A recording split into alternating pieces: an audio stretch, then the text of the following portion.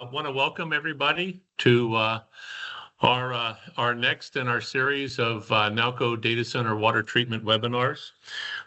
This is the second one in the series, Data Center Water Treatment 102, and we will build off of what we taught in Data Center Water Treatment 101.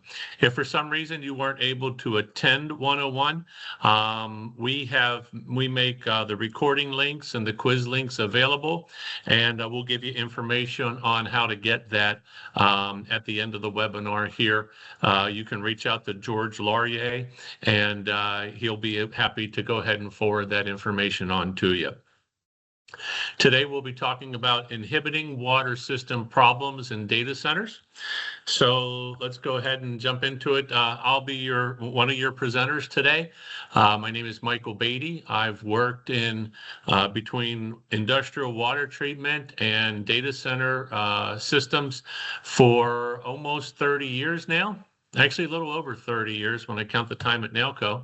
I've managed a few data center design build projects and done some different auditing and type work in data center industry. And I started with Nalco in 2020 and now leading Nalco's global data center and microelectronics construction team. And Eric is with me. Eric, you want to introduce yourself, sir? Yeah, thanks, Michael. Thanks for joining, everyone. My name is Eric Kangas. I have been with Nalco Water for 18 years now through a variety of roles in sales, technical support, and management programs across different industries. Currently, I'm on Michael's team and focus on integrating engineered water solutions in data center new construction projects across the globe. And that has me working with designers and contractors, getting into specs, tech submittals, fabrication and commissioning. Before all that, I spent about 11 years in the auto industry, bouncing around different automotive assembly plants. And I got my degree from Michigan State University in mechanical engineering. Back to you, Mike. Thanks, Eric. A quick summary here. So this series is we do through our Nalco Water University for the Certified Data Center Water Treater.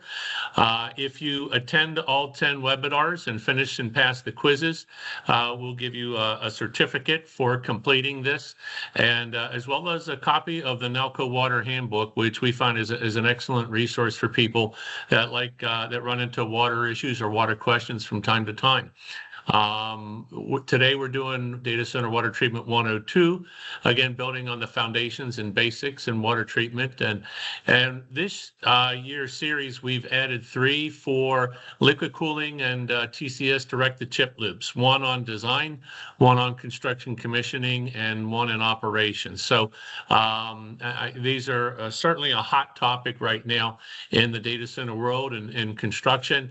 Lots of folks are doing work with these types of mostly AI type applications, and so we'll be happy to teach and talk about a lot of those kind of things that are happening in the space right now as well.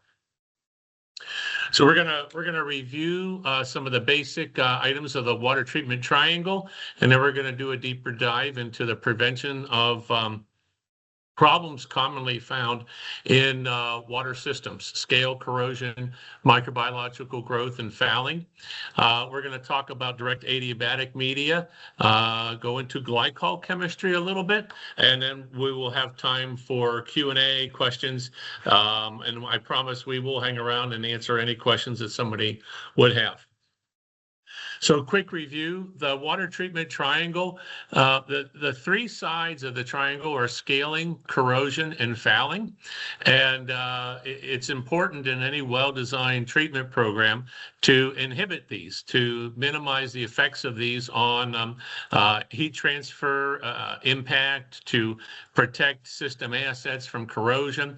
And the one in the middle you see is microbial or microbiological growth. And the reason it's in the middle is that can actually impact all 3. It can have an impact with fouling, on corrosion, and with scaling as well. So we're going to go into how do we prevent and what are the best practices and how to keep these problems from occurring in water systems. You look at the picture on the top left, probably most of you have seen a cold plate from the outside. Very common to see these cold plates in directed chip cooling. But what you see here is a cut front view of the inside of a cold plate. You can see the channels are very small. They're typically roughly 75 microns wide. So it doesn't take much to get in there to clog up the channels in a cold plate. So starting with scale, there's a number of very commonly encountered scales that we run into in cooling water. Probably the most common is calcium carbonate, and that's throughout the globe. Many makeup waters have higher levels of calcium and alkalinity, and those combine to form calcium carbonate scale. Calcium phosphate is another one that is pretty common. Iron phosphate, iron oxides for scale deposits, definitely another possible common deposit. Silicates, so that could be either amorphous silica or magnesium silicate. These can also form scale in cooling systems. So in general, and how do we work to prevent these? We, on the left, you'll see a diagram of an evaporative cooling system. And if you remember back in 101, we explained how when the water evaporates, it leaves the minerals behind. And as that water evaporates, you have to add more water into the system. And so what happens is those minerals begin to concentrate to higher levels. And we use conductivity as a measuring point. So once we analyze the water, we know what's the maximum cycles of concentration that we can treat and operate a system at.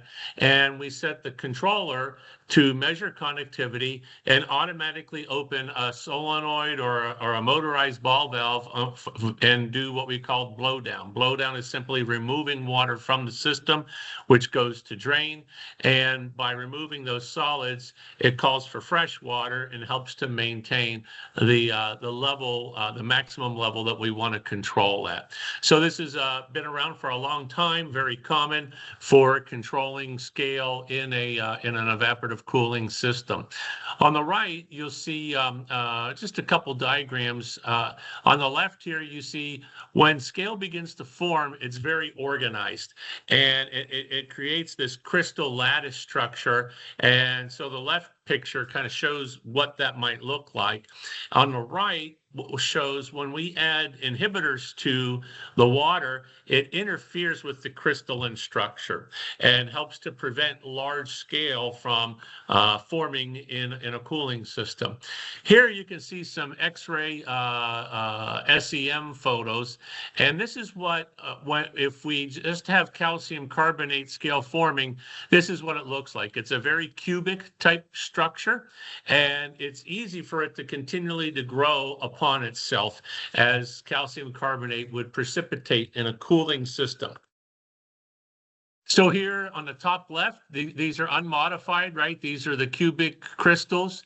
On the top right, this is what the crystals would look like when we add an inhibitor called organic phosphate.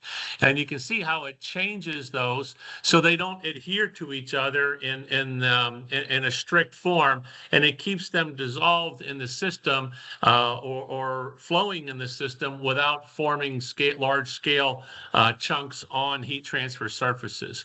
The bottom left shows a calcium carbonate crystal that's been modified with acrylate, another polymer we'll use.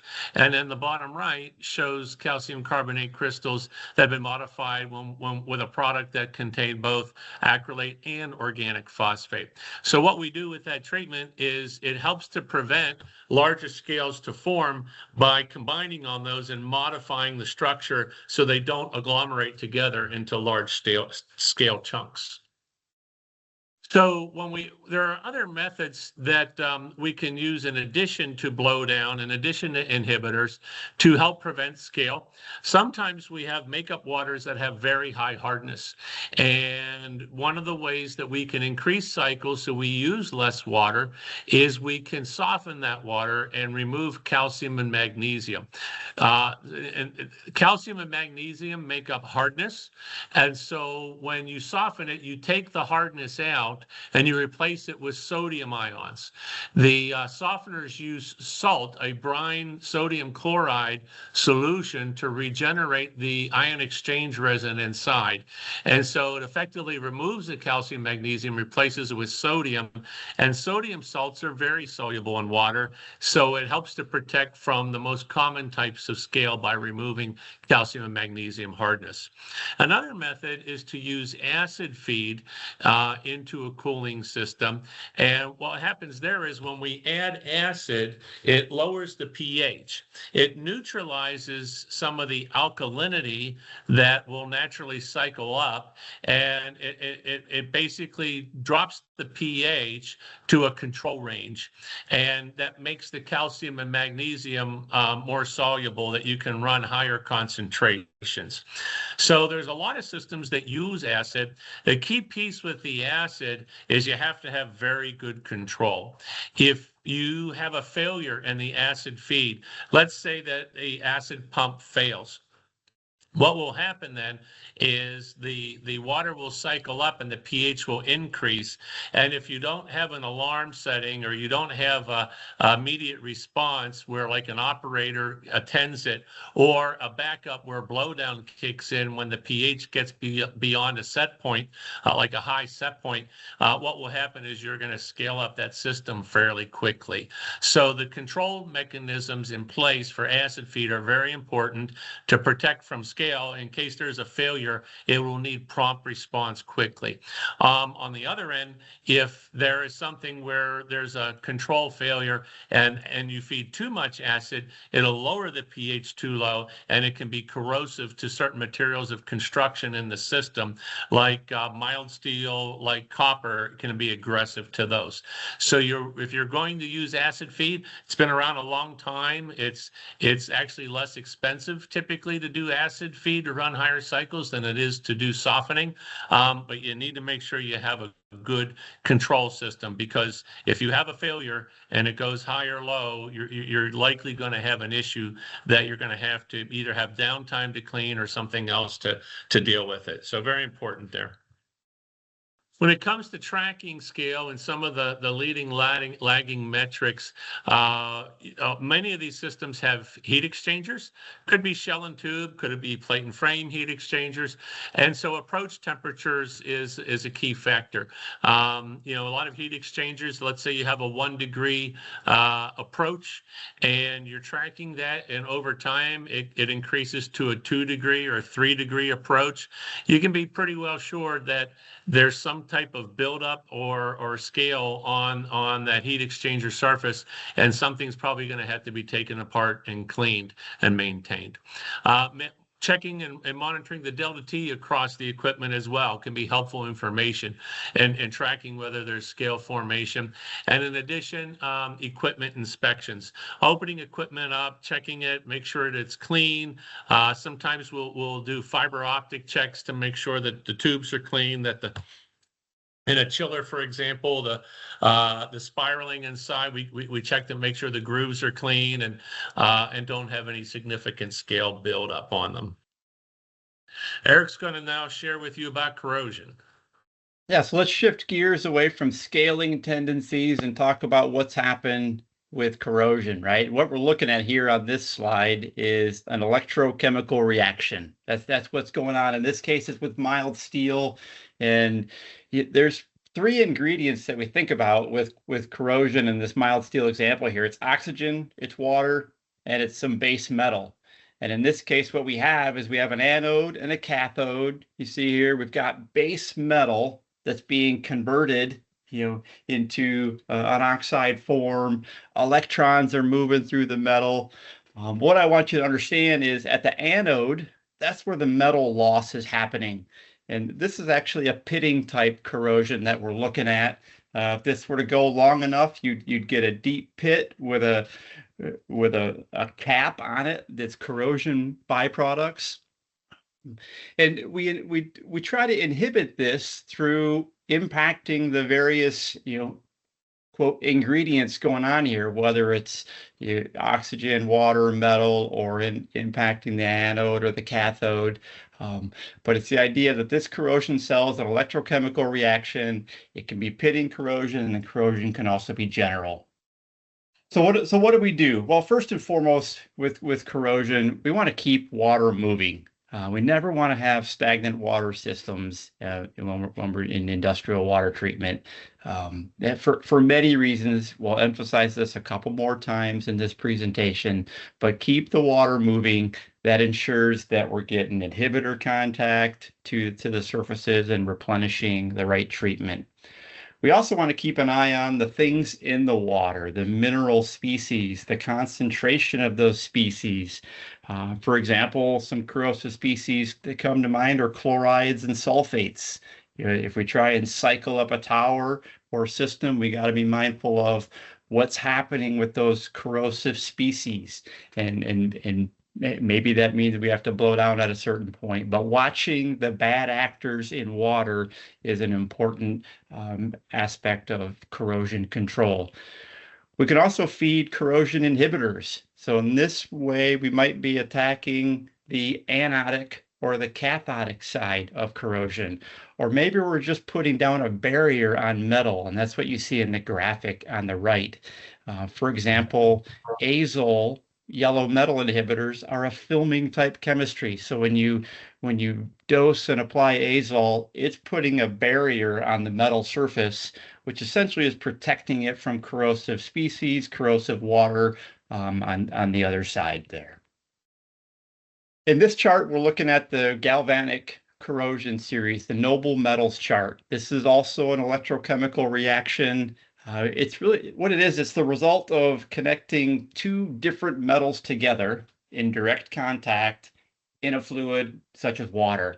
And what it does is it creates this potential for a galvanic cell where one of the metals is going to corrode sacrificially, and so that the metal that corrodes is referred to as the anode, and the one that's protected is the cathode. So on this graph here, on this chart, what you see on the right at the bottom, the cathodic side, the more noble metals, the platinum, the gold, the silver, the stainless steels, you think of those as the ones that are more resistant to corrosion. The other end of the spectrum, the anodic side, the less noble metals are the ones that are quite often the sacrificial anodes. If you think about hot water heaters in your homes, hot water heaters quite often have a sacrificial anode in them, which is constructed of magnesium or zinc or aluminum. And that's making a conscious choice to put some metal in the system that you're okay with it corroding in order to preserve the others. So let's talk about an example that's common in HVAC is the connection between copper and aluminum. You may have copper piping connected to an aluminum heat exchanger. So what you see is copper on the right is more noble than aluminum on the left. So what's going to happen if we don't connect them properly? The aluminum is going to be that sacrificial, anode, so to speak. It's going to preferentially corrode while the copper is protected. So what do you have to do? When you have dissimilar metals, you need to use dielectric couplings like shown there on the left. You're essentially insulating the contact between the two dissimilar metals, and you're insulating that electrochemical reaction, right? And so in the case where if you can't engineer out the dissimilar metals, right, that's obviously the first line of defense is trying to make material selections that avoid the problem. But if you have to have it, then make sure you're making the right mechanical joints such that you're eliminating the potential. It may also be that you decide to put a coating on surfaces. That's what we're seeing on the right side. There is an epoxy coating on a bell housing. These can be great to provide that insulating barrier, protecting one metal from another or from contact of corrosive species. But it also has to be a coating that's applied very well, right? The minute you have a defect in one of those coatings, then it renders it ineffective and bad things can happen underneath the coatings. From a monitoring standpoint, right, certainly want to make the right we want to make the right engineering decisions to minimize corrosion. We're never going to completely eliminate it, so we got to monitor it to make sure we're staying on track and watching the indicators. One way we do that in real time is with an LPR corrosion probe, right? And what does that mean? It's linear polarization resistance. So this is a fancy probe that through electrical signals in the right metallurgy is equating an instantaneous corrosion measurement resulting from electrical signals. This is a way to get some feedback and response to what's going on in the water system in real time. You pair that up with a system shown on the right, which would also be used to control the feed of inhibitor. Right, so we got to make sure that if we choose to go the route of leveraging inhibitors to control chemistry, that those are dosed continually and maintained to the right residuals. With an inhibitor, it's not a feed it once and forget it. Inhibitors are continuously maintained because the barrier and the job that an inhibitor does is under constant attack in the dynamics of the water system, which is why you have to maintain control of inhibitor set points. And you do that with the controller. It's also going to watch the real-time corrosion measurements. In addition to the real-time corrosion monitoring, we use some other metrics. One of the most common ones, most widely known, are corrosion coupons. It differs from the instantaneous corrosion measurements. Coupons are used over a certain time period. Quite often it's 90 days. You can set them up in staggered to get information more current. But what a coupon is, it's a precise weighted metallic sample that you put in the water stream. It's really important that it's put in the right orientation, it's put into the right flow, and it's given the right conditions over the exposure time. Otherwise, the calculated corrosion rate isn't as accurate. So corrosion coupons are really important that when you have a rack sitting in your system, that you got the flow going in the right direction, and that they're also, from the galvanic series standpoint, corrosion coupons, if you have multiple metals, need to be installed in a certain order so you don't create galvanic corrosion on a downstream sample. The other thing you want to do with corrosion monitoring is sample the water and test and measure for dissolved metal ions in the water. If you're trying to control copper and iron, you really want to make sure you're not seeing rising copper and iron levels in there. And lastly, equipment inspections. The report card for how you're doing is how the equipment looks. And for these guys shooting the tubes in this condenser here, you want to make sure that, from a general corrosion standpoint, we don't want to see bright, shiny tubes in there. We want to see a dull finish. A dull finish suggests we've got good general corrosion protection. A shiny tube in this example would have us concerned that we have some active corrosion going on, and then we'd look for our other measurements to confirm that. All right, so we're going to jump from corrosion into the micrological growth control. And here what you see is a chart with typical control levels for, on the left side, open or evaporative cooling systems, and on the right side, closed water systems. And each level here, you can see there are multiple types of bacteria that can, and not just bacteria, fungi, yeast, mold, that can occur in water loops. So there are different levels of these, and sometimes some are more damaging than others.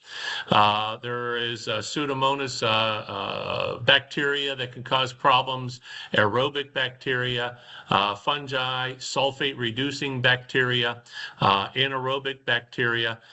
Some of these can actually cause much damage. You can have acid-producing bacteria in closed loops, for example.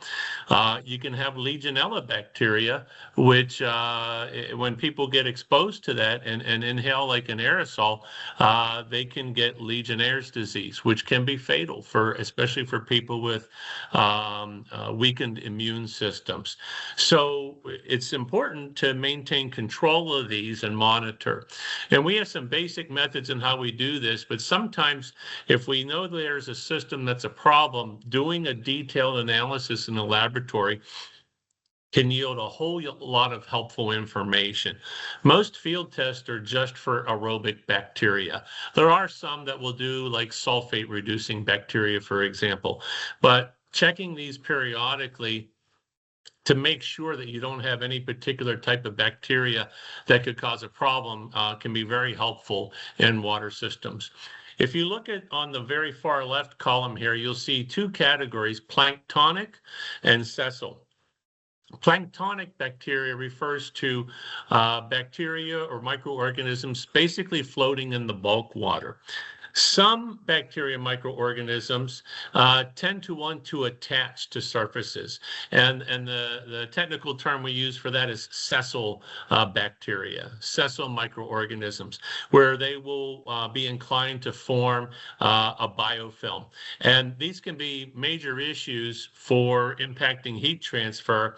And once you get biofilm formed, it can be a bit quite a bit of a challenge to remove it from a water system. So it's important to monitor and track these items here in any water system and make sure that they're not getting out of control.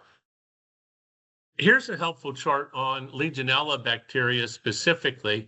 A lot of loops can run warmer temperatures depending on the type of cooling system. So it's not unusual to have water that can be between 70 Fahrenheit and 120 Fahrenheit. And some people might think, well, at 120, isn't that going to kill it because it's too hot? And the answer is no.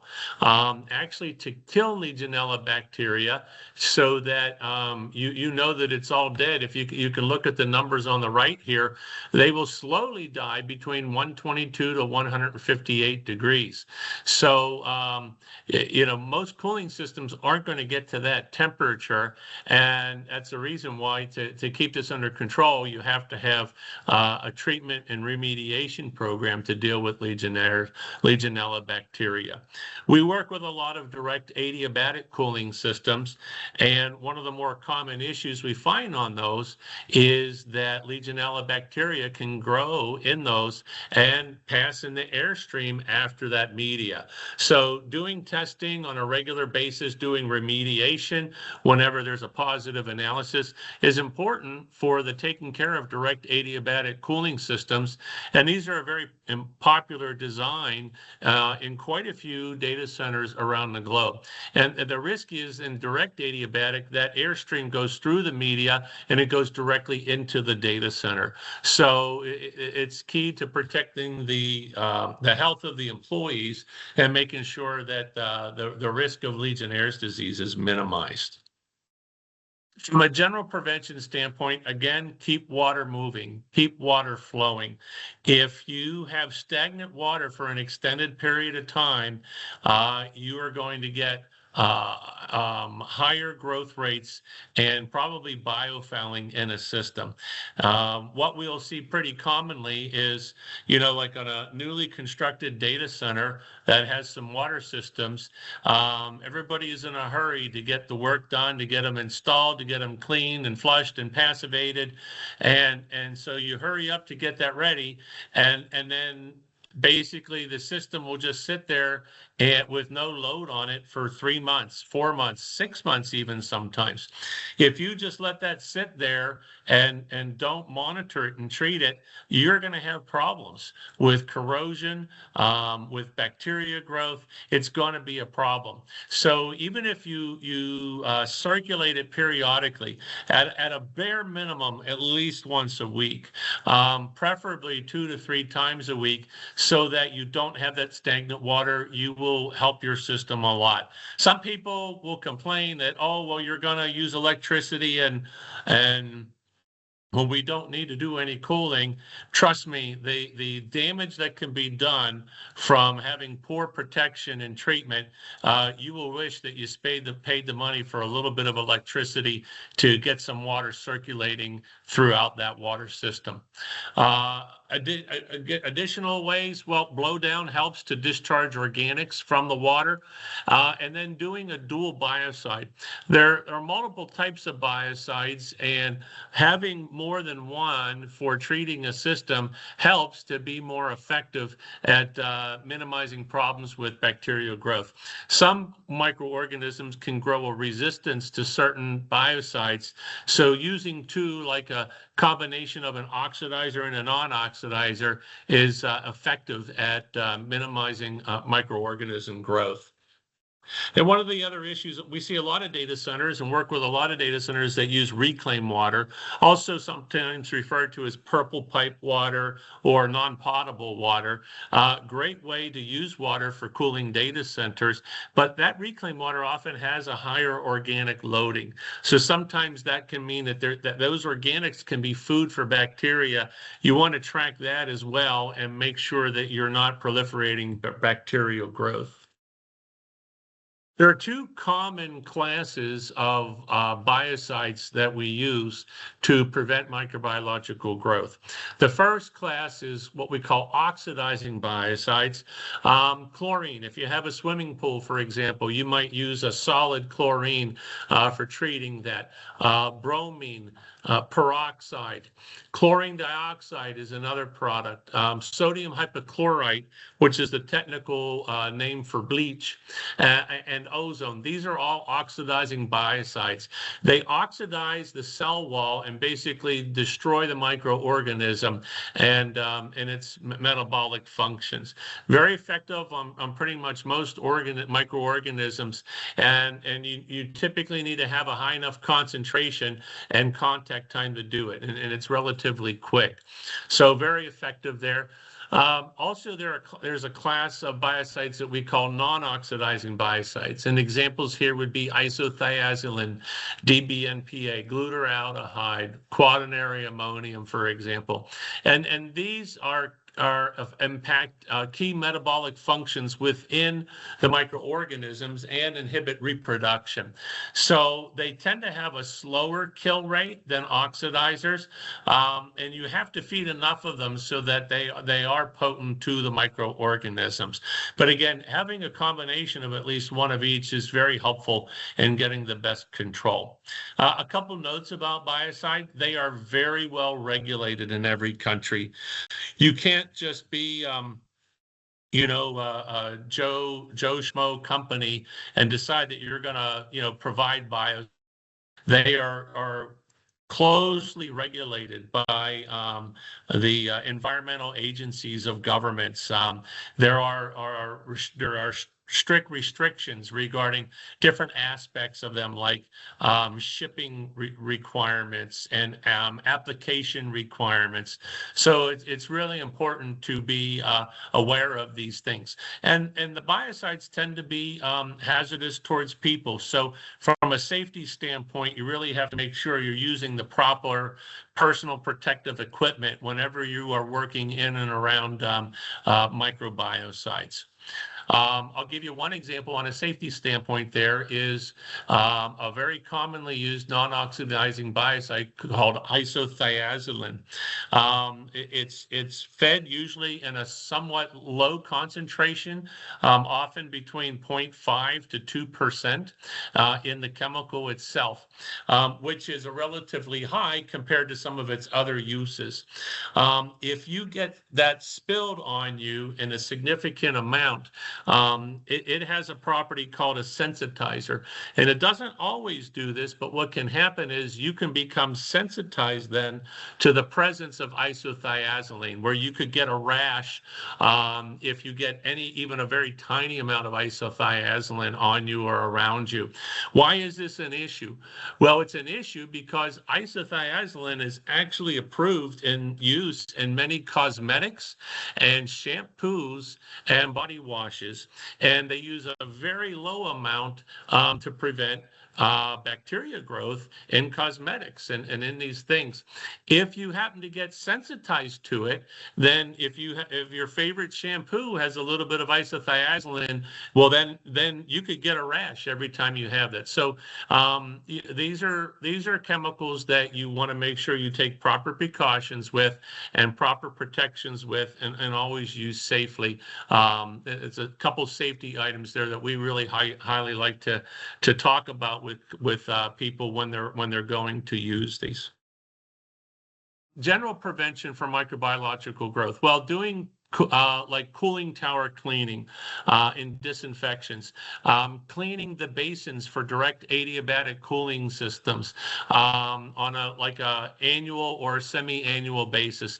This will help to inhibit that, to prevent areas in those basins where dirt and can build up, and it just creates a natural breeding ground within there for microorganisms to grow. ORP trending, when you feed oxidizing biocides, it will impact the oxidation reduction potential. And so you can track how effective that is based on monitoring ORP. And then free halogen testing for the levels of oxidizing biocides, for example, to make sure that you're getting the proper concentration to get effective control. Additional aspects of prevention: filtration, very effective. There's different types of filtration. On the left, you'll see this one we would call an ultra pure filtration that can filter down to 0.5 microns. So very effective there. Online disinfections when they're called for. We also have analyzers that can analyze low levels of concentrations of oxidizing biocides.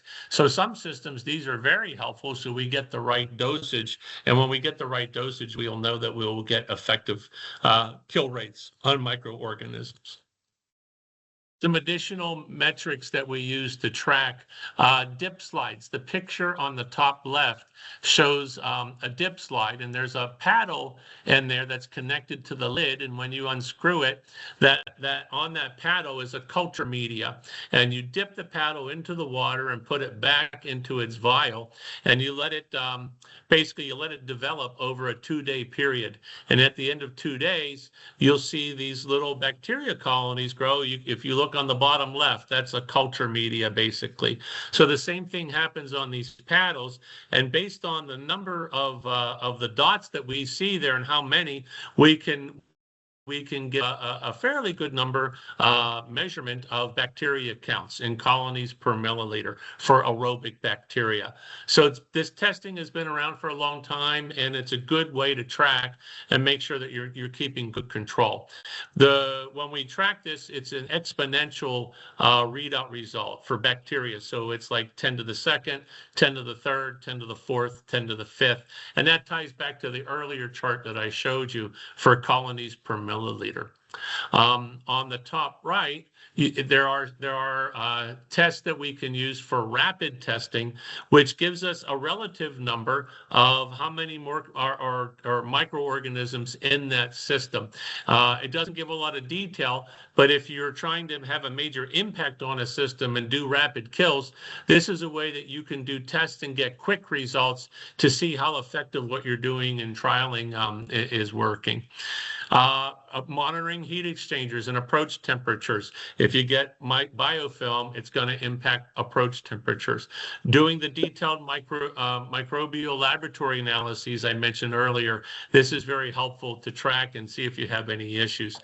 Monitoring delta T's of temperature and in equipment inspections as well. All very helpful ways to track to see if you've got issues with any microbiological growth. Now, fouling has to do more with dirt and debris and things that can get washed into the water from air evaporative, cooling systems. So again, keeping the water moving is good. It helps to prevent these dirt particles that you can see with the naked eye from settling out in a system. Routine blowdown helps to remove these dirt dark particles. And again, with the tower cleaning or evaporative basin cleaning and disinfections, also very good at helping to minimize the impact of fouling. How does fouling occur? Well, there are solids, and they could be dirt or bacteria or other forms of like rust, oils, greases. They can be washed out of the air. They can come in through a process, but they form these particles in the water. And these particles have a charge on them. Not a really high electrical charge, but they have a charge. And what happens is the particles then, because of the charges, want to agglomerate and make larger particles. And the larger the particles, the more they want to settle out and deposit somewhere rather than being carried through the system and discharged through the blowdown. So when we do treatment for this, we use certain polymers in chemistry that are dispersants. And what these dispersants do is they will connect onto the surfaces of these particles, and they will make them all have like charges. And because of the like charges, then they will repel one another, and it keeps them from agglomerating into larger particles that more easily settle out, and keeps them as in the form of smaller particles that are more likely to be removed with the blowdown when the blowdown activates. So one of the key areas for fouling prevention, filtration. On the left is a little bit more sophisticated, high efficiency filtration system. On the right, these types of filtration have been around for a while: cartridge filtration, bag filtration, and you can get them in different micron sizes as well. So the ones on the right, they're a little bit more manpower intensive. You have to remove the bags and cartridges and replace them, but they're lower cost. The one on the left, well, it automatically backwashes. It all automatically removes the solids that build up in it, and so you don't have as much manpower, but that does cost more. So there's a couple different solutions here. Really, it depends on what's the best fit for the application. And so how do we want to track this particular parameter of the fouling?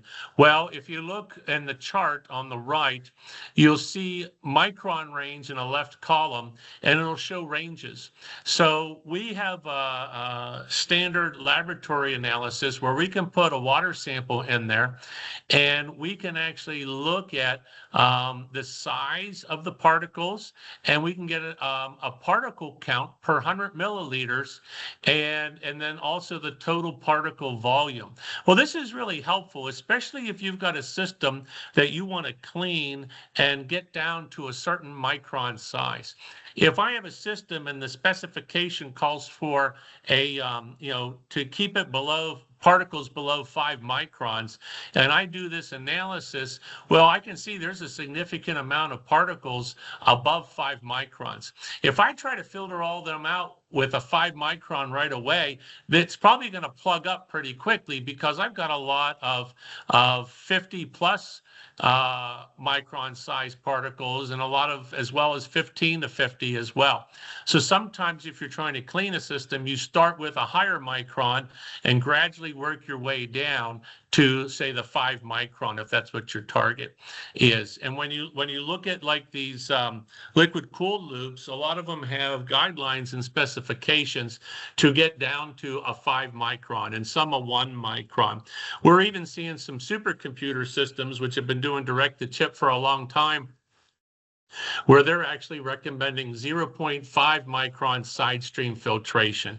So if you look at a typical direct-to-chip loop, the CDUs often have built in a full flow screen at, say, 50 to 75 microns.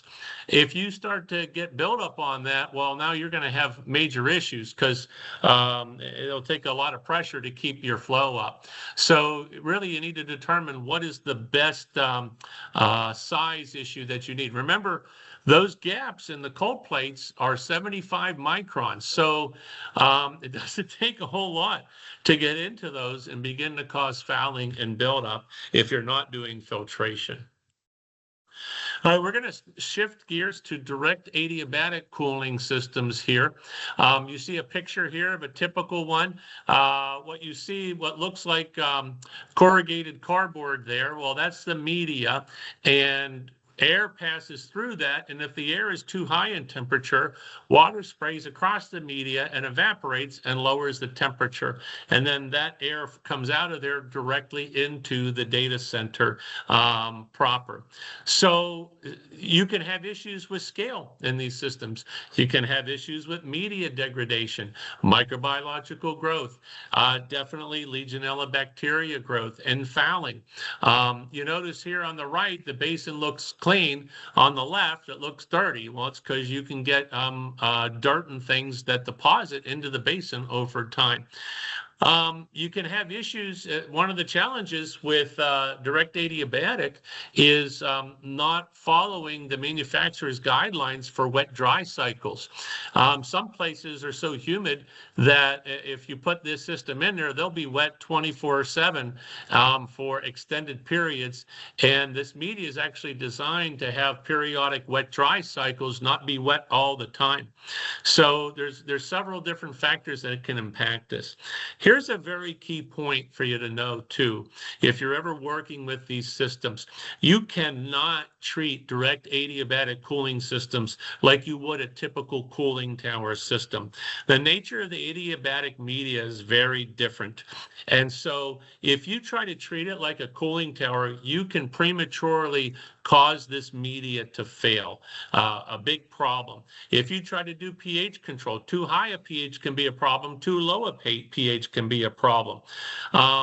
At Nalco, because there's so many of these types of data centers, we've done a good bit of research on this, and we've come up with some solutions to basically increase cycles of concentration and protect the media as well. And I'll talk about them in a minute.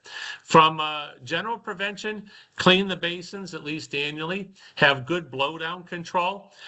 We see this a lot where just from a value engineering standpoint, folks will want to put in the cheapest connectivity controllers they can find, because you might have 500 of these basins and that's 500 controllers. And sadly, the truth is you get what you pay for. When you buy a really cheap controller on these systems, the probes are typically not very good, and the probes typically go out of calibration quickly within a month's period of time. And then what ends up happening is you sometimes you don't get blowdown when you need it, or sometimes you get a constant blowdown when you don't need constant blowdown and you waste water. And then it ends up taking a lot of time to calibrate the controllers. And I'm not saying you need to spend a fortune on the controllers. What I am saying is, this is not a great application to use the cheapest, because you're going to waste water and you're probably going to get some buildup. You want to have a decent probe that could get by with, say, a semi-annual or annual calibration and without going out of spec for a long period of time. Typically, those are what we call toroidal probes and worthwhile having. Testing for Legionella bacteria, key, remediate as needed. We typically will use isothiazoline non-oxidizing biocide as a remediation treatment. It's very effective, very powerful at dealing with Legionella bacteria. And then after you remediate, test to confirm that it's done the job. So having the right biocide is important. Monitoring the wet-dry cycle. If it's wet all the time, you're likely going to run into issues. Sometimes you can even get collapse of the media. So let's talk about this program here. So we developed this in our laboratories, and we have been able to come up with a treatment where we can use it to treat direct adiabatic. We have letters from the major media manufacturers for the media in this equipment, basically stating that our treatment program is not damaging to the media. So on the right, for example, you can see where we just ran this side by side. On the left is normal operation running at 2.1 cycles, which has significant amount of scale. And on the right, running at 2.5 cycles with the treatment and keeping it very clean. And that's in less than a year's time. So the good thing thing is increasing the cycles and reducing the frequency of time that the media needs to be replaced. It can cost multi-million dollars if you have a large data center to replace all this media. So if you can extend the useful life, 1 year, 2 year, 3 years, that can really be a substantial savings as well for manpower and the media itself. Okay, Eric, I'm going to hand it back to you to talk about glycol here. Yeah, shift gears a little bit. I'd kind of coined this as a bit of a preview to what's coming up in the next couple months, as well as we focus a lot more on the direct-to-chip design discussions and things. But certainly lots of talk about glycol. And one of the things I like to make sure we mention, when you hear glycol, it's not like your traditional commercial building glycol where maybe you fill it and forget it, right? One of the most important things in these liquid cooling applications, direct to chip, is that after you take all the right steps to design the system the right way and start it up the right way, that we're operating it the right way too with monitoring. And this slide here is sharing some results that we continue to gather.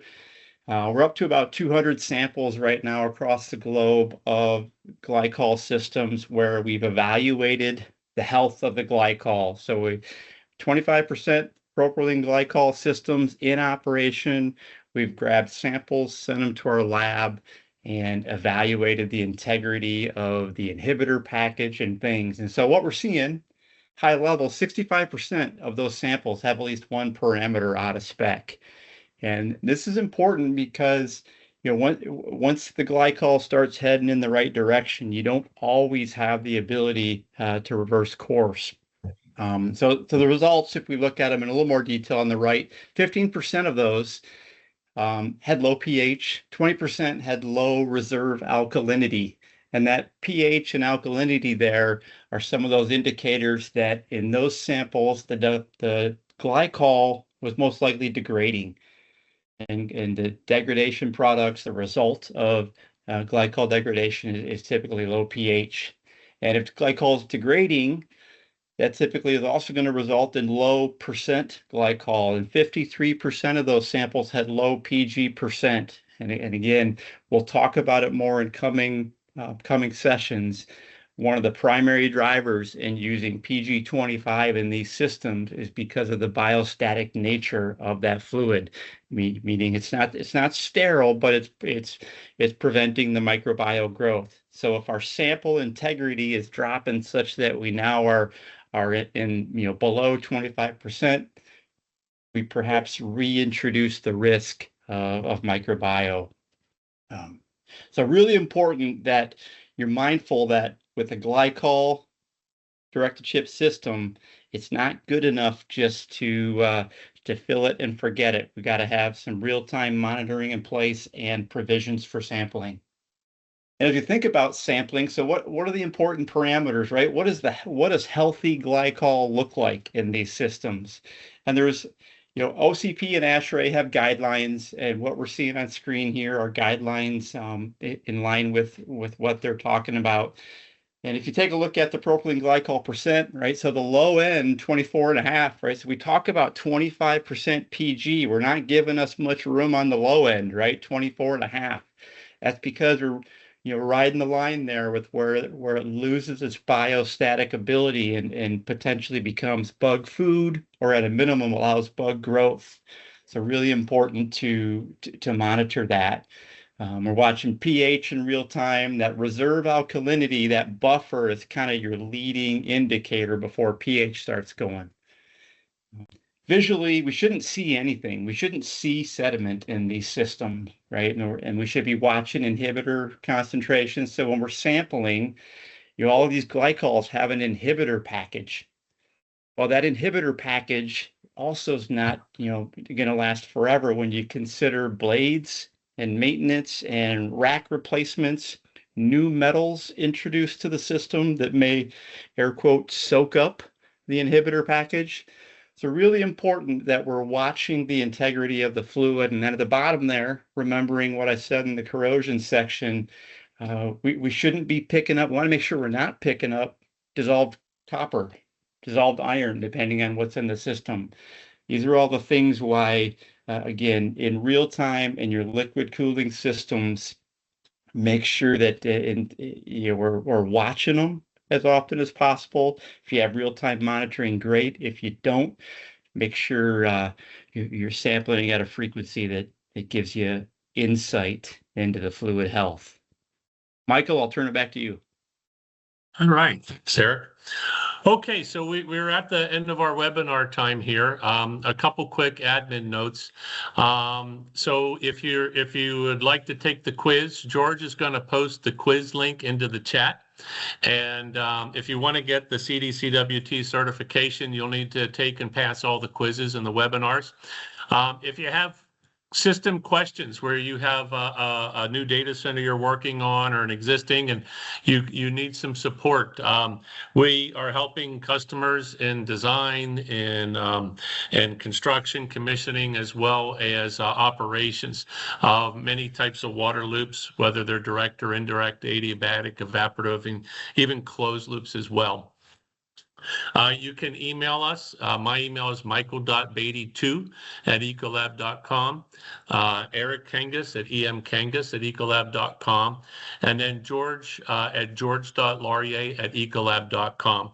If you'd like to get a PDH CEU CPD credit for attending this webinar and get 1.0 credits, please email George, and he'll make sure to get you that certificate for that. Also, if you'd like to get the recording link for today's session, George will be able to provide that to you, as well as if you want a PDF copy of the presentation, we're happy to share that with you as well. I do ask you, give us a couple weeks to get all of these prepared after your requests, and we'll make sure that you do get them and receive them. With that, George, you shared the link, and let's go ahead and see if we have any questions or Q&A that people have.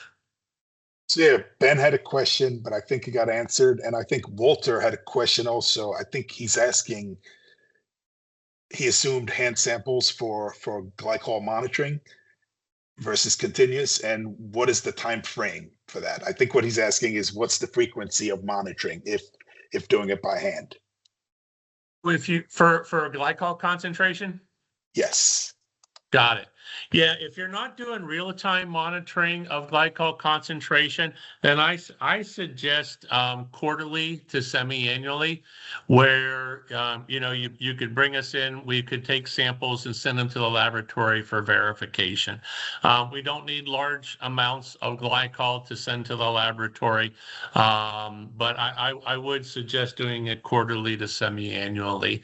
At the most infrequent would be semi-annually. Because these glycol systems are basically, you have small volumes running through such critical loops that could have $50 million of IT equipment. We're finding a heightened interest in real-time monitoring for glycol. And so we're going to dive into that in a lot more detail in the next couple sessions because it's something that we're seeing a lot of demand for, a lot of questions. It's one thing if you have a glycol loop in an office building and you have a problem. It's another thing if you have a glycol loop for liquid cooling going through $50 million of servers with NVIDIA chips. You don't want to have a problem with that. There's a lot of risk when you look at the cost there. So that's some basic feedback I would give for you. And hopefully that answers your question there. I'll add to that because Ben's making some comments and some observations, right? So we're putting PG25 in these loops, and generally we kind of, as Ben noted, his perception is 20 to 25% is kind of viewed as that biostatic range, right? So if we're at 25 and you degrade down to 22 or 23, as Ben pointed out, it's a fine line, between being okay and not being okay, which is why we promote the monitoring.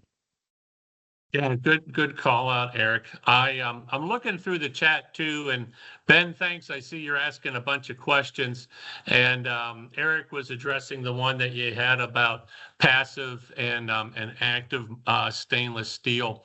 And there are some procedures for the passivation of stainless steel. And the folks that usually manufacture stainless steel products will normally do that in a factory before they ship it.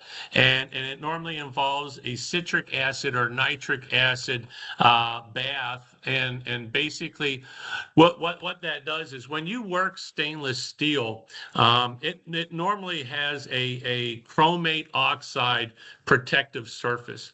And when you work it, when you bend it, when you weld it, when you roll it, what happens is you interrupt that chromate oxide surface and you expose iron metal underneath of that. And so when you so if you could have brand new stainless pipe, and if you're field building it and welding and all kinds of other work with it, you can interrupt that protective chromate oxide film, and then it could necessitate passivation.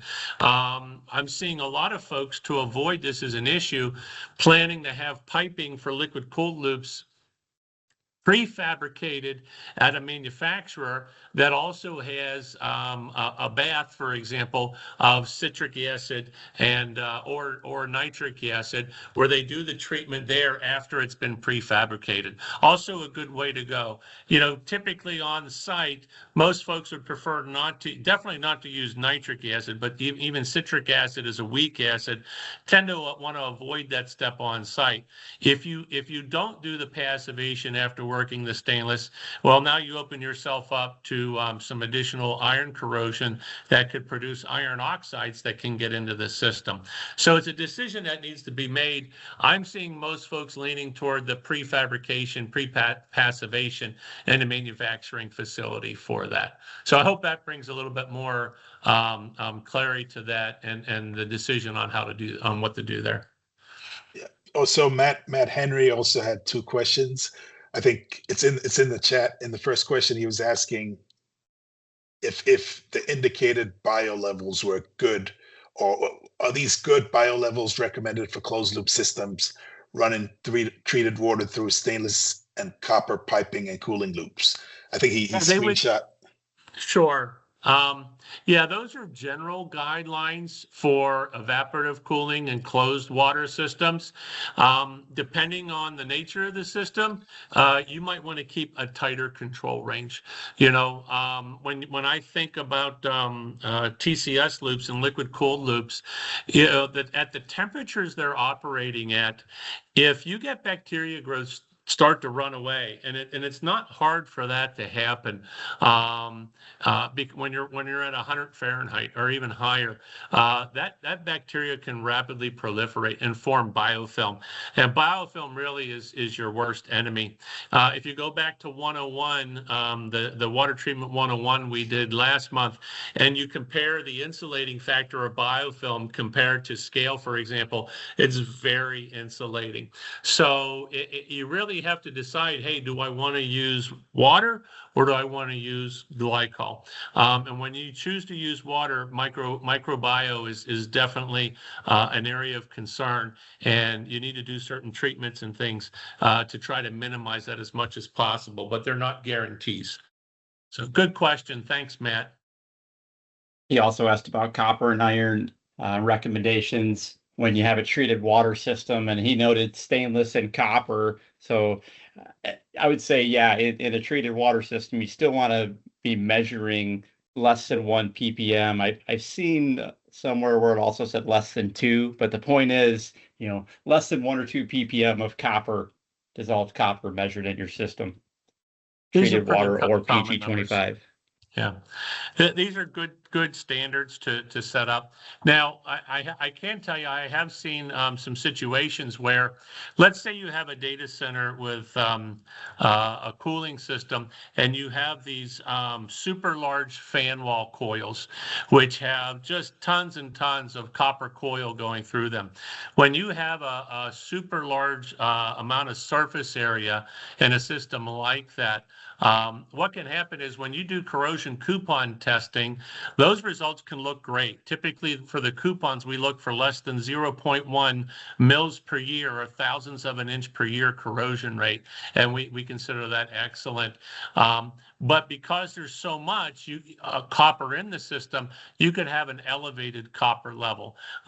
So using these in conjunction together is recommended. That way you can track how much you have, but also doing the corrosion coupons so that if you end up running higher on the copper levels, you at least know that overall your general corrosion inhibition is good as long as the coupon rates are good. We're going to hang around for a few more minutes. If people have more questions, feel free to share them. Hopefully you got your information there. Reach out to George to get the follow-up information. We want to thank everybody for attending. And again, our first liquid cooling direct-to-chip webinar will be next month. And we look forward to seeing you there. So I wish everybody have a great day. And again, we'll hang around for a few more minutes if somebody would like to ask some questions. All right, so it doesn't look like we have any more questions here. So again, thanks everybody for attending. We want to wish you a great week, and we look forward to seeing you next month. And again, if there's colleagues you want to share the recording with in your company, we're happy to send that to you. Feel free to share it. We're really trying to help everybody to learn more so that there's minimization of any mistakes in these data center water systems, because people are moving so fast. We just think it's important to have some better planning ahead of time to avoid problems.